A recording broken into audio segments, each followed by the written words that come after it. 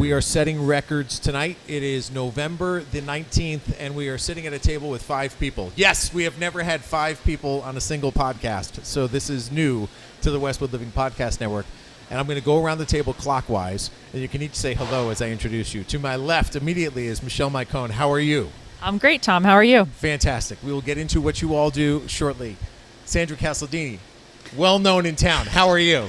I'm wonderful. Thanks for having us. Steph Finegold is here. You are a 2-time podcaster. Welcome back for your second appearance. Thank you very much. Nice to be here. And to Steph's left is Brooke Brown. And how are you? I'm well, Tom. How are you? Fantastic. I know what you're going to talk about because they've already told me what you're good at. And I knew that already before they told me that you were good at that. So why are we here? We're here to talk about the Westwood High School PTO. And all 4 of these mothers are on the board of the PTO. And that's where we should start. And Michelle, I'm going to ask you the first question because the whole structure of the PTO has evolved and changed. And I think it almost has changed with the times because everybody's busy. And I don't think that anybody wants to tackle that role of being the one person in charge or maybe the 2 people in charge of this board. But yet there's a lot of work to be done, and there are people who are willing to do that work collectively. So tell me where you landed for the 24-25 school year. Exactly right. Thank you for asking that. We found over the years that really it was difficult to find that one president that wanted to do all the work. And yes, there are other roles, but the president really took on the brunt of the work to run the PTO. But what we found was there were a lot of willing parents who would said, I have some spare time. I really believe in this cause. I'm willing to give some time. And so now we have, I think, a 7 or 8 person board. We split up the work. And frankly, it's just also given us more ideas. We're able to bounce ideas off each other. We use text. We use Zoom. We communicate in a very modern manner. What I find interesting is that wide range of kids' ages, right? Some of us have kids who are in college. Some of us who have kids who are nearing the end of their high school years. Some of us have kids who are early on in their high school years. You even have kids, I believe, who are younger than that. You too, Steph and Brooke, have kids who are younger than that. So that's unique that you're dealing with people with the different age groups. You're kind of almost hanging on because you still have a couple kids that are in college and a couple kids that are in high school. And I have one who's graduating in 2034 from Westwood High School, so I'll be back. But I do think that perspective has helped us. I know Brooke has brought some ideas from Thurston. Steph has brought the ideas from Thurston. Having that multi-PTO view from different schools has really brought in new thinking. Okay, so Sandra, I'm going to turn the microphone over to you and ask the question of, give me the pitch. What does the PTO do? If someone puts you, and I'm going to do it, I'm going to put you up against it and say like, hey, Sandra, what does the PTO do? Let's answer that question for those who don't know what the PTO does. Sure. I think that the PTO is a great conduit for families to be connected with the students and the educators that are teaching our students. The PTO gets to be connected with the principal.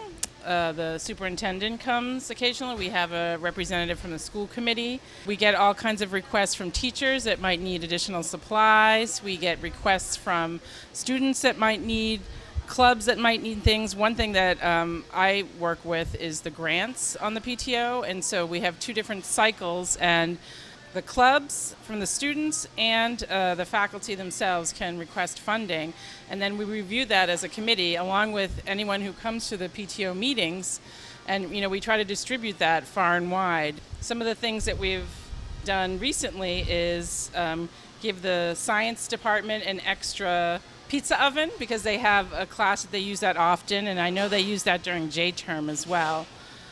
We've given gavels to the Model UN. We helped the transition students start a dog biscuit program. We have helped the science department also with some data collection experimental stuff that they needed, and so it's kind of exciting. It's a great way to stay connected to the community because, as we know, high school is kind of the end of the road in our academic journey in Westwood Public Schools, and so the needs change at this level. And so I think we have a good format. Sandra, you can keep the mic for this question. It's how it is different from what these 2 experienced at Thurston, and you probably did too as the kids were coming up, to what a PTO or what's expected of a PTO or how engaged a PTO is at the high school level. How is that different from the middle school level to the high school level? Sure, I have a freshman son, and so I've seen it evolve. And I think what's great is your donations to the PTO are helping with these programs that we just mentioned, some of the grants. And so unlike other levels, there was a set amount, you can pick the amount for your family. And I think we accept all kinds of help. For instance, we have Happy Students Day at the end of each quarter. We give them candy. And so we ask for volunteers. So people that might have, lunchtime free come and help give out candy to students at the end of the quarter. They're so excited.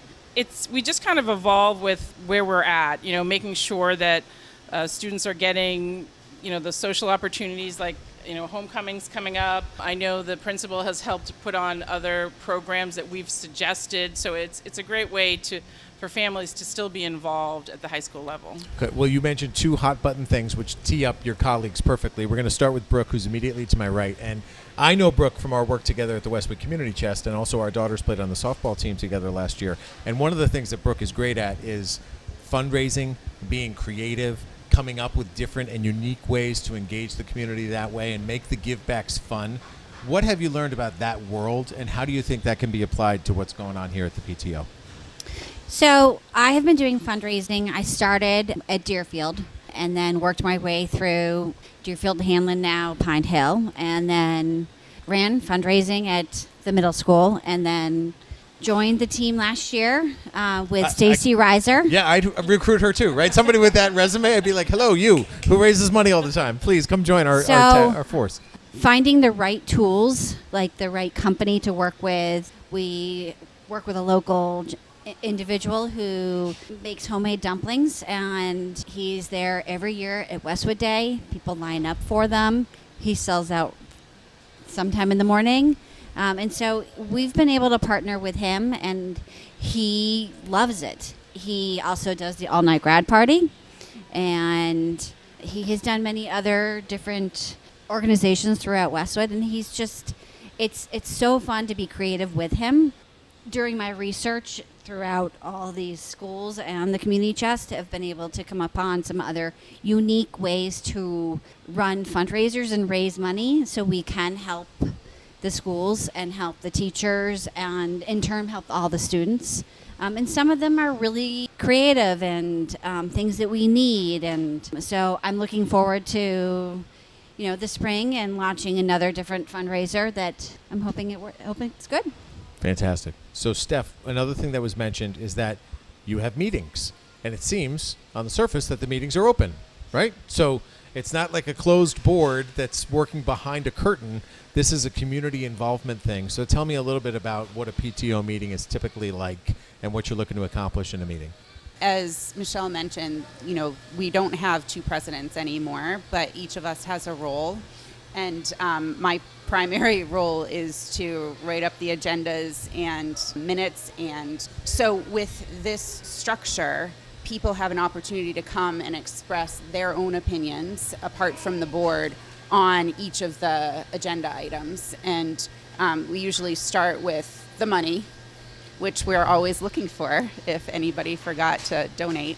And we go over the fundraising, we go over the grants, and we also have all kinds of connections across town for outreach, such as the School Engagement Committee and CPAC and the all-night graduation party. We have, and we also have guests, the superintendent and Latifa Frank, who has a lot of input.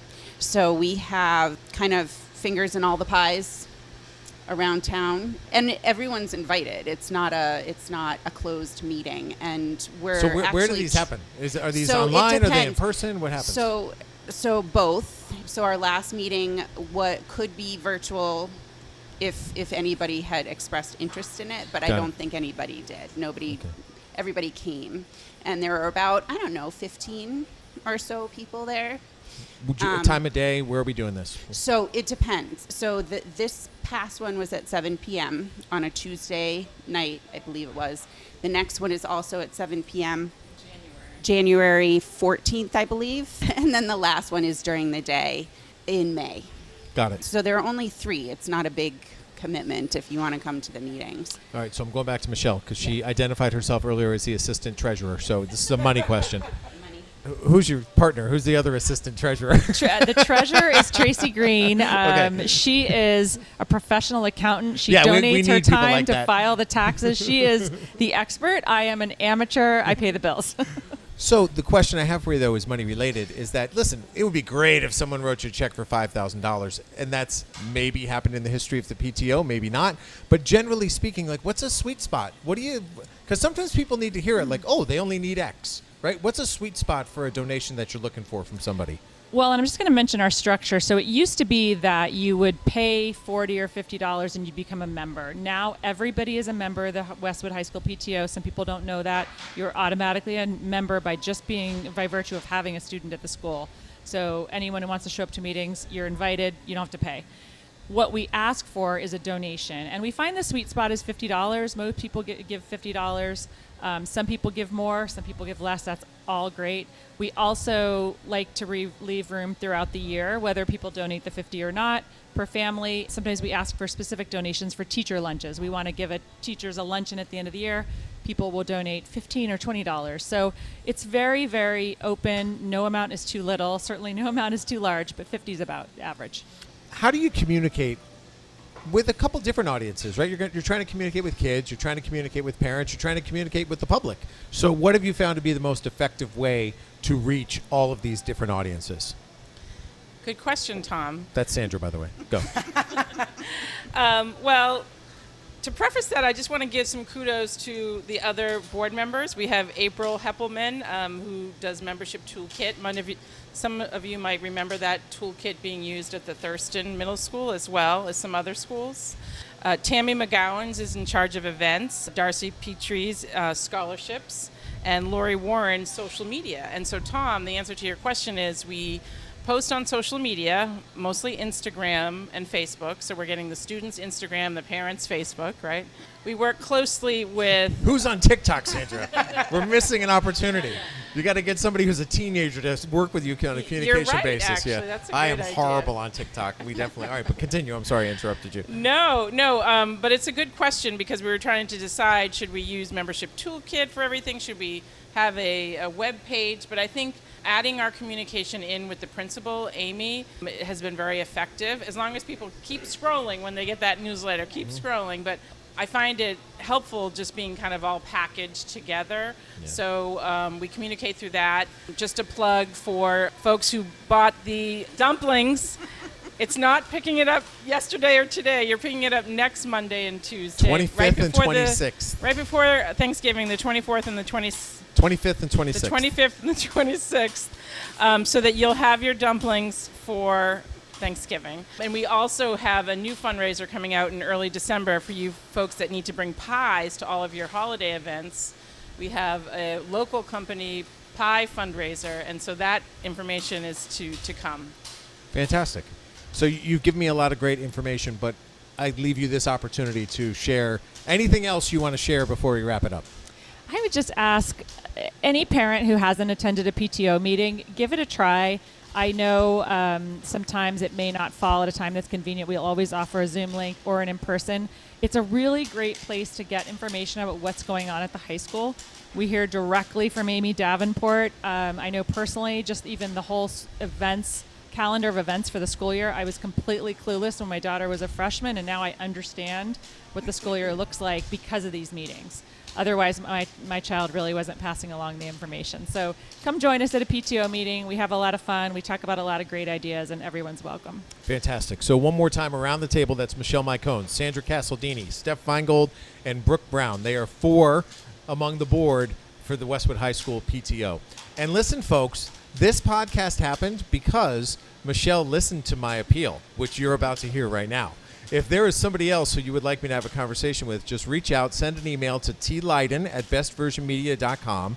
I will find that person, or in this case, that army of people, and I will share that conversation with you right here on the Westwood Living Podcast Network. But from Neroli Mercato, that's right, Mike DeSaro, we're sitting here on a Tuesday night. This is Tom Leyden with the crew saying thanks for listening, and we'll talk to you soon.